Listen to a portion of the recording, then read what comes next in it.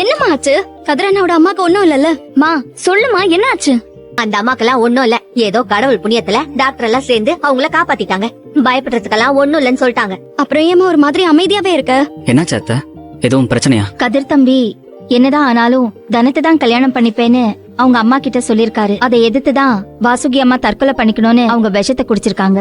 எப்படியோ அவங்கள நல்லபடியா காப்பாத்தியாச்சு. ஆனா கண்ணு முழிச்சதும் வாசுகி அம்மா கதிர் தம்பி கிட்ட அவர் ராதிகாவை தான் கல்யாணம் பண்ணிக்கணும்னு அவர்கிட்ட சத்தியம் வாங்கிட்டாங்க.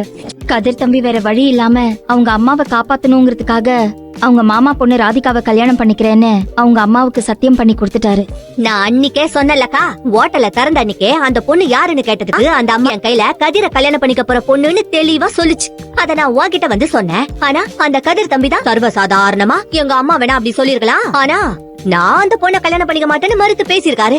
ஆனா இன்னைக்கு என்னாச்சுன்னு பார்த்தல, வீட்ல பெரியவங்களை எதிர்த்து பேச முடியாம அந்த கதிர் தம்பிய வந்து நான் ராதிகாவையே கட்டிக்கிறேன்னு சம்மத சொல்லிட்டாரு. ஒருவேளை நீ இப்படி யோசிச்சு பாருக்கா, தனம் நம்ம எல்லாரும் சொன்னோங்கிறதுக்காக கதிர கல்யாணம் பண்றதுக்கு சம்மதம்னு சொல்லி இதெல்லாம் நடந்திருந்தா தனத்துக்கு இது எவ்வளவு பெரிய ஏமாத்தமா இருந்திருக்கும்னு கொஞ்சம் நினைச்சு பாரு. ஏன் தான் இப்படி ஃபோர்ஸ் பண்ணி கல்யாணம் பண்ணி வைக்கிறாங்கன்னே தெரியல.